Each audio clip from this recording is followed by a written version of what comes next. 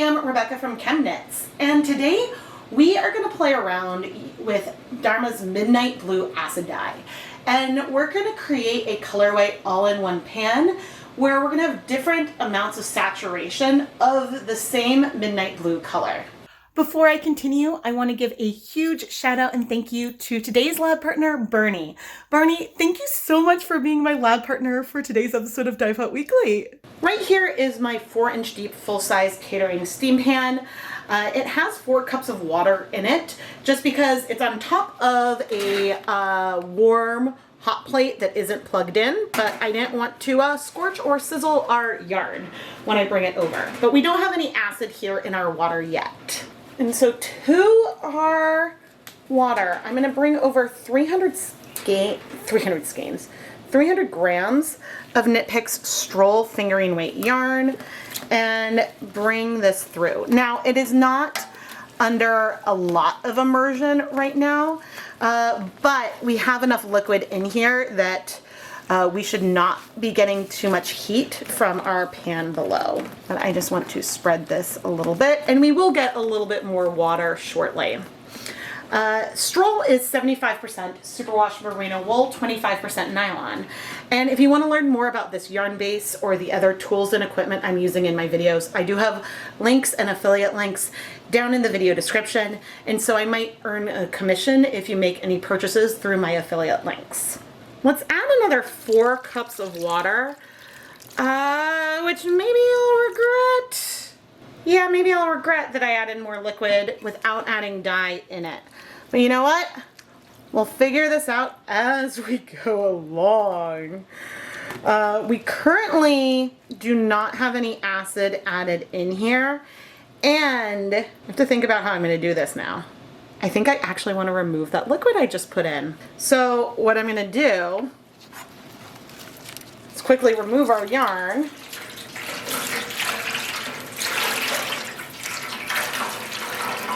So I'm realizing now that I should have added dye to that. Okay, I'm removing the yarn, and I'm going to now remove 4 cups of liquid, which I can do because this isn't that hot yet. And the reason why I'm doing this is because since I'm planning on adding color in liquid form, dye in liquid form, I don't want things to strike too fast, even though there is a little warmth. Yeah, the hot plates are warm. Now we're going to start adding more liquid. Right now I have 500 milliliters of liquid, but it only has 5 milliliters of the midnight blue dye. And you can see that we've got a lot of pigment in here. Now I have not added acid yet, but you'll notice this color is striking because if I try to move it down, we're not seeing a lot of color travel. And we do not have color all over all of the yarn yet. And so how am I going to want to do this? And so it's funny because when I do a yarn lasagna, I do that with dry dye powder. And it's a little both easier and harder with some pigments to spread things out. So I just flipped those sections over and I'm adding more dye. But you can see we're going to get like this variegated section here for what I want to be my more pastel end. But I'm going to have to be really careful about spreading the color through sort of as we go. And the color is not going to be the most even, but the other colors we eventually add might spread more down here. It's okay if we have some going up there. We'll be adding a bigger amount of color further down, but I think that this will be the lightest edge. So I'm going to unflip this back over and we're going to get ready to do our next section. But again, what we had in this first section, as I pour on the rest, was 500 milliliters of liquid with only 5 milliliters of dye. That's not a lot of dye. Now I'm coming in with a lot more dye. It's a lot concentrated. I used about 60 milliliters, 1/4 cup of dye plus a little over 400 milliliters of water. And I'm pouring this on here before starting to work it down towards our lightest end. And you'll notice that the tone of our color feels quite different. It feels more purple up here and more blue down here. I think the tone of it does shift, which is interesting to me. Okay, we're gonna take more of this. I don't necessarily want to use all of it because I don't know what's happening down on the other side. I doubt the color is going all the way through, and so we might need to add more color. Now the Midnight Blue dye started at a 1% stock solution. And so that is 1 gram of dye dissolved in 100 milliliters of yarn. But my plan, and so far so good here, with more dye, we are able to work this through more. And don't forget, we still have no acid in here. And because there's not acid in here yet, that means that the color isn't striking that much yet. But we might need to add more color onto the other side at some point. But unlike that first section, I can't exactly flip it, because if I were to flip it, then the dye would move around too much. Now, of that mixture, I have, oh, I guess I didn't use that much. I have maybe 250 milliliters of that mixture left, which I'm gonna set aside because we'll use that in a little bit. But now we need to work on our deepest area. For this last mixture, I used about a 1/4 cup, or again about 60 milliliters of Midnight Blue, and a 1/4 cup of water. This is to dilute it a little bit so I can attempt to spread it out, but I am first gonna straighten out this yarn. Again, I have not added acid yet, which helps us spread things out. But we're starting to see, not only am I adding the color that is darker, and we are gonna try to work this through as much as we can, but this is demonstrating something where sometimes the concentration that you have the dye mixed in matters. And hand painting like this is one of those circumstances where it does matter. Because if you, well, I didn't use all the dye here, but I portioned out the same amount of dye both times. And the only reason why the volume difference matters is because I am applying physically more dye with less liquid to this top area. And I'm gonna add even more, I think. And I might add more directly just from our stock solution. Maybe I'll dilute it, because I want to make that even deeper. But let me go wash my hands, because ultimately here I am dyeing this by feel. Okay, it almost looks like I have a light shining down there. So this is giving me more of our darkest color, and we're getting more and more liquid in here, but I'm just applying more dye down here. And so the only reason why the concentration of dye matters is because of how much you can spread it out. If I had the same, and I didn't quite use all of it, I saved some. If I used all of this 120 milliliters of dye but spread it out all over the yarn, we would have overall a much lighter color.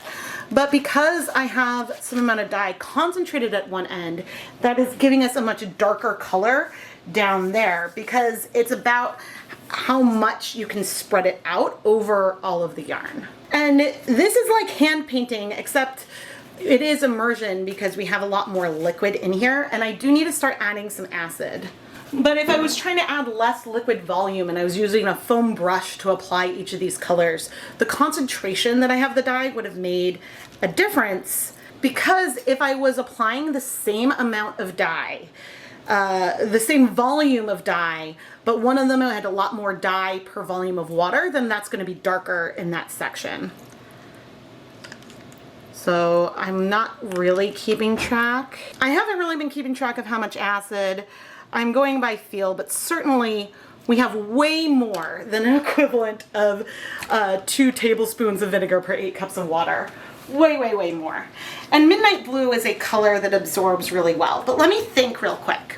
The maximum amount of dye, because I haven't used all the dye I measured out, would be 185 milliliters of dye on 300 milliliters of yarn. And that is a very reasonable amount to use. Now I just plugged the hot plate back in so we can start heating this. But as we wait, I'm gonna work that acid that I added through a little bit. And you can see that we have plenty of water here. Now, we might have some variation and tonal variation in sections, and that is also totally okay. But we have a ton of dye down there. That is great. And hopefully by working it through, we will have some really nice color coverage. But there might be some sections that are darker and sections that are lighter. And when we flip the yarn, we'll be able to apply more dye to the other side. Now, this is all one color. We have a bit of a gradient in here. This isn't quite like dip dyeing because you can see we've got some steps here. There are some demarcations of where the different, we increase the amount of dye. And conceivably one could sort of adjust that more, but that would be a lot easier to do on a non-superwash yarn. I find even without acid, colors start to strike to superwash yarn at my house really, really quickly. But anyway, I'm gonna set a timer and let's check back in after 15 minutes. Once I see some steam here, then I will reduce the heat on the hot plate. Since I wasn't sure if what I was saying was clear before, I just want to say again that many times the total amount of dye you're adding to the yarn is what's important. If you're kettle dyeing the yarn, the volume of liquid or the volume you mix your dye in doesn't matter if you're trying to apply that amount of color all over to the yarn. You could do that with a bit less water, a bit more water, that's not important.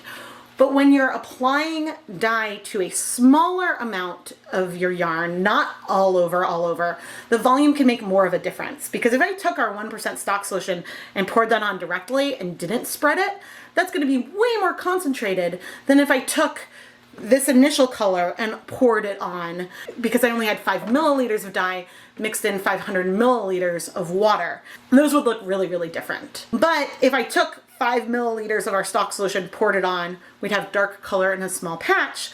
5 milliliters of dye mixed in a lot of water, poured on, allows us to get a pastel over a larger area. And so that is one reason why you might do different volumes. About 8 minutes into the timer, I came over so that way I could turn down the heat. And okay, well, fine. Here's some color, but I checked in the middle and I was like, ooh, ooh. A lot of the color has struck, but I then just found that the edges over here have not yet. So I was like, ooh, we're almost ready to flip, but not quite, because what we don't want is when we eventually flip, we don't want there to be a ton of dye in the water, because then that could make our lovely lighter end deeper. So, all right, we will need to give this a little bit of time before flipping it to check and correct and potentially add more color. Of course, since things are hot and there's acid in here now, whatever additional color we add will likely not be as soft. It might have more of a harsher line to it, but again, we will see. And since things are scrunched up, you know, we've got lighter and deeper patches in this middle section you can kind of see already. So this isn't a perfect like gradient, but it is a fun variegated tonal kind of effect. Those original 15 minutes are now up. There's not, okay, see sometimes when you move and you're like, oh, there's so much color, but then you move this down and there's like a little pocket. Okay, here there's some more. So we can like lift the yarn, let that color go, distribute it on this section. See, that's not much. But see, we've got some lighter patches down there, which on one hand aren't the end of the world. On the other hand, that's not what we're going for with this particular project. So I want to flip it soon. Oh, you know how we can do this? Okay, this is what we can do. I'm gonna pick this yarn up and flip it down there and put it down. Flip it towards the bottom and bring it back. Pick the yarn up. Flip it towards the bottom, put it back down. And now we can flip the bottom, and oddly, this end right here feels quite cold, which is odd. Okay, but now we have areas, and I'm moving this lightest edge down a lot because we can work on fixing that later. But the area where we're going to need the most fixes are sort of this middle section. So here I have that medium amount of dye, and I brought a spoonful over and I'm attempting to work it through. I might need to dilute it a little bit more to really have a better shot of working the color through, but we're going to try.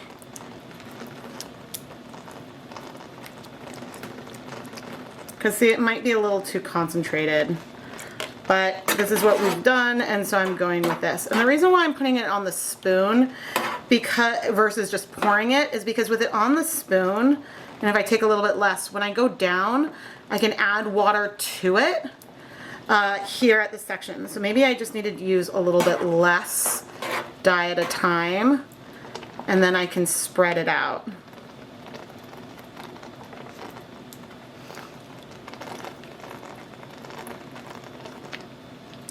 And so then I'm looking for lighter sections, bringing in just a little bit of dye, letting the water dissolve it more, so then I can spread it.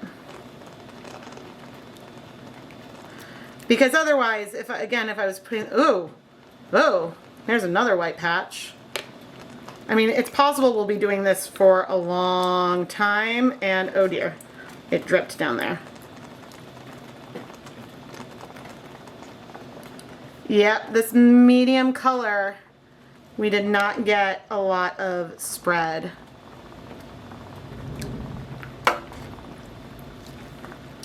And so this one is going to be patchier. It's funny because it looked like it was so smooth, and really we missed a lot of different areas. That's okay. This yarn is still going to be pretty even if we have like true pastel areas where we didn't initially plan for it. Yeah, because here, how will I do that one? Okay, I'm getting like just like the tiniest amount of dye on.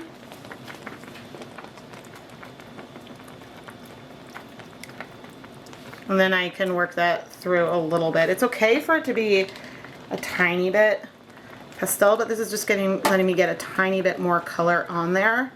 So I want more color there. But yeah, this middle area is going to be fairly tonal. Oh my gosh. Like the color correction required here is harder just because like I think that you would want to, and this is not something I actually want to do, I think you would need to wash the yarn, remove the acid, and then work on applying color to some of those areas if you wanted to quote color correct it. But I don't really mind. This just shows why, in theory, dip dyeing could be easier, but one reason why dip dyeing is not easier is that you get differences with the yarn as well. And by what I mean by differences is that with dip dyeing, sometimes there's area, like you don't get the same like gradient transition everywhere. There's some differences there. Okay. I have our darkest dye as well. Let's straighten you out. There are some areas near the top where I want a bit more dye that's darker. So here I have our darkest dye, and I'm going to do the same thing I was doing before, but this is with our more pigmented color. And I was realizing that that was there, but so we're bringing in the spoon and just bringing down that color. Now, if I had flipped the yarn beforehand, if I had flipped the yarn before we added like the rest of the color, then I probably could have been able to get more evenness on this middle section, which is not very even. But that's okay that it's not even. We've got a lot of tonal variation down here as well. It's possible that once I check the yarn again in about 15 minutes, I might find more areas in here that I want to apply more dye to. And there are a couple right now that I want to. So what I'm going to do is rinse my spoon in the deepest area and then come get more of our diluted dye and bring that in over here, trying to spread it out. But it also is striking fast, and so that's giving us this lovely tonal effect in here, which I'm quite digging. But okay, I should stop. Let's wait 10 minutes and then I'll decide if I need to add more or what we're gonna do. Because I could just keep adding and adding and adding and it would be beautiful, but I don't think that that's what we need. But what I do want to check, oh, I added more dye down here. The things are looking pretty clear. So I think it might not even take 10 minutes, but we'll be able to lift the yarn and move it around and see if there's anything else we want to do. Okay, let's see where we are.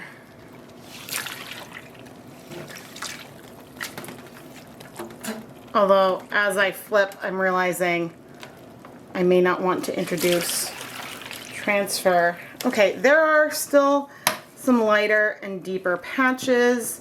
I see only a few spots that I feel like need correction, and I hope I do not regret flipping this in this way and putting the lightest end near where the darkest end was, because we know midnight blue can result in some color transfer, because I just had an episode of Dyepot Weekly about that. Now, it's okay if we have some lightness, but I want to edit some of this larger patch. But otherwise, I think we're pretty good. And so I'm going to want to heat this for 30 minutes from the last time I added dye. But I'm going to transition this over to the stove, so I'm going to turn off my hot plate because I have space on the stove now, and I'm going to want the hot plate to cool off at some point. So I'll check in with you at the stove in about 30 minutes. I might at some point add a little bit more water to the pan, but I will wait. I'm hesitating now. All right, I'll bring you to the stove. I was hesitating because I do want more water. I have the lightest yarn sort of scrunched up down there, which I don't think I need to do. I think I can move it down, and you can see that there are some light patches there, and that is okay. But I want to add, I think, another 4 cups of water. And so what I'm going to do is take this container that has a little bit left of our midnight blue dye, fill it with water, and pour it on. There. Now we have a lot more liquid in here, and I'm going to heat this for 30 minutes, and then I'll turn off the heat and let things cool, and at that point we'll check back in. I didn't bother turning my light back on, but the heat has been off for a while. I'm gonna remove the yarn so we can wash it. There we go, nice and steamy, and all the dye is in our yarn, which is awesome. There are many different types of tonal that you can do with different colors. But anyway, I'm gonna let this cool off so we can wash it. I'm gonna break one of my own rules today. And we're gonna wash this yarn even though it's not dry yet. There's still some steam coming off of it. And the reason why I feel okay doing this is that we have a super wash yarn here. So at least it won't felt. But also, I am almost done with a very long day of dyeing yarn and fiber, and I want to finish washing yarn so that way I can be done. And I added soap, and we're having no bleeding, which is great. Now, there are certainly colors where if I broke my rule to let the yarn cool off completely before washing it, that it could be really bad. But right now, it's okay. You know, it's important to have rules and to know when you should and shouldn't break them. But anyway, let's see how we're doing here.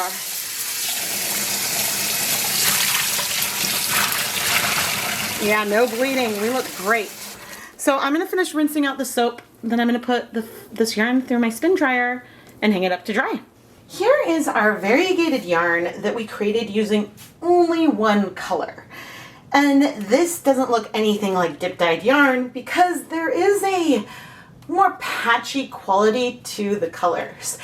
And I hate saying patchy because patchy sounds like a negative comment, whereas I don't think it's a negative thing necessarily at all when it comes to yarn. It means that we have variation and that there's dimension to it. And I honestly really like that.